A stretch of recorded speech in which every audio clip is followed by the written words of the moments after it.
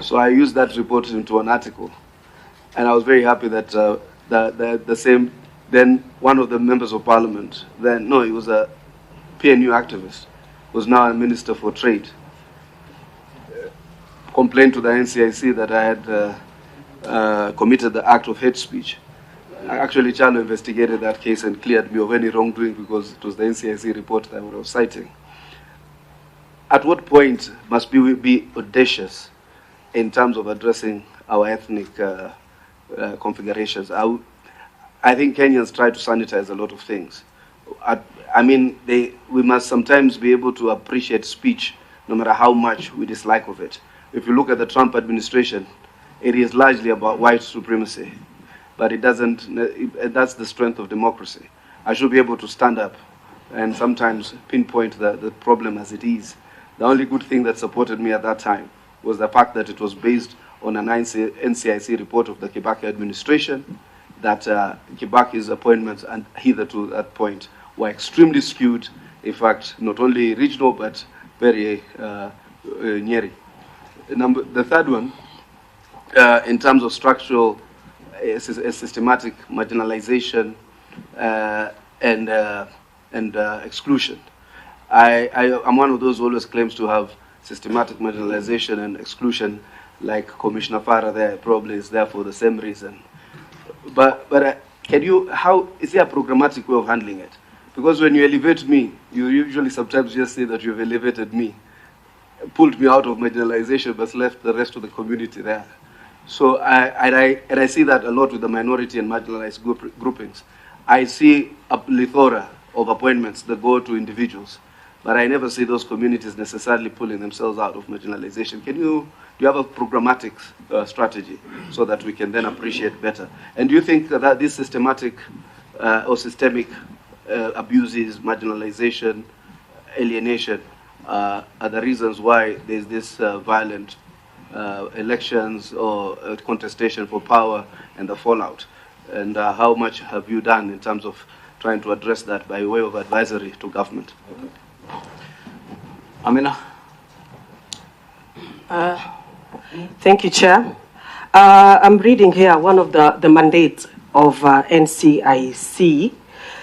The mandate is to facilitate and promote equality of opportunity, good relations, harmony, and peaceful coexistence between persons of different ethnic, religious, and racial communities of Kenya, and to advise the government on all aspects thereof. I think that is true, right?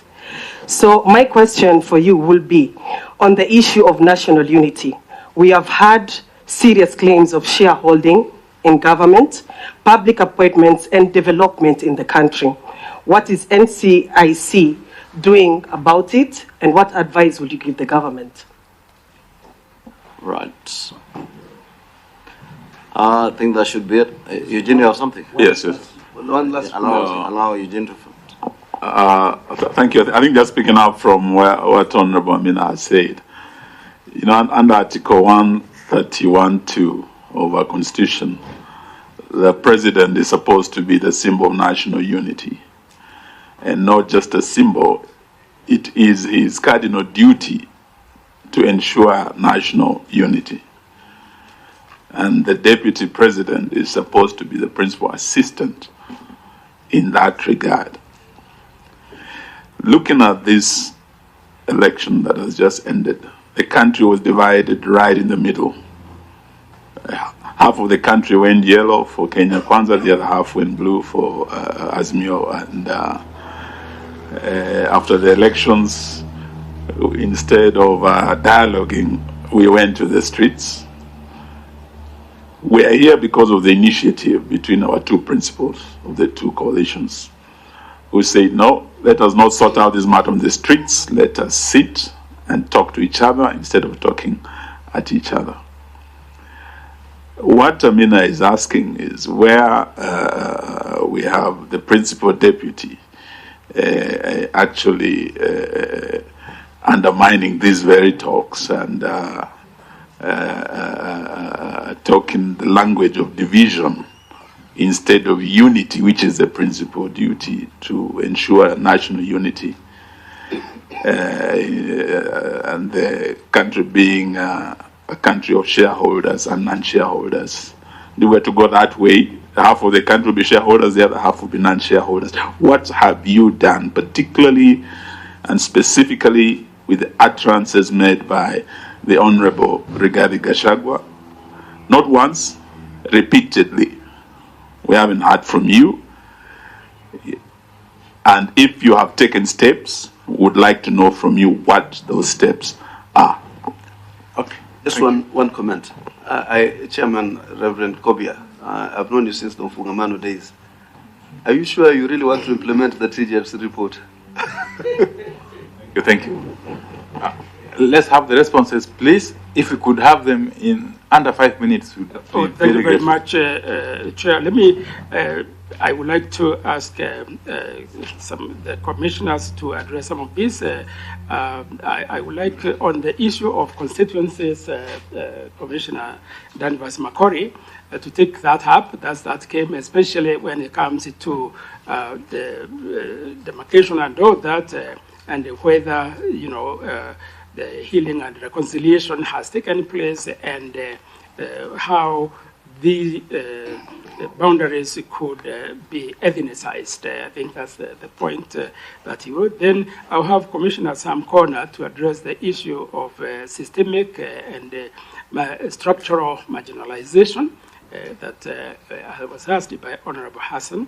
And the question of Honorable Amina on the mandate and the addressing and advising the government on issues of national unity, which has been expanded by Honorable Euegene Wamalwa, Commissioner Farah to take that up in that order, so that and we have 2 minutes each. It seems, but 1 minute each, actually. Let's proceed.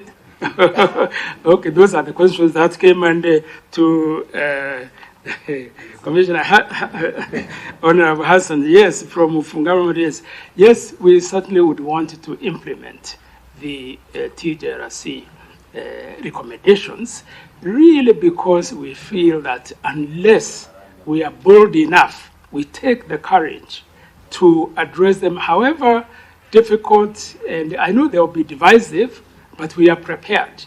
And that's why we are asking to be enabled financially to address it, because it will be a contribution to the national unity and the cohesion of this country. Yes, in any order, please. Just proceed. Thank you very much, Co-Chair. I think I will mention something about the question of reconciliation as a country. And I'll begin by saying the story of reconciliation has been a sad story of missed opportunities. I said missed opportunities because at the time the former late President Mwai Kibaki was elected in 2002, that was a moment for Kenya to cohere and for the leadership to look at the country and create opportunities for people to reconcile. We missed that opportunity.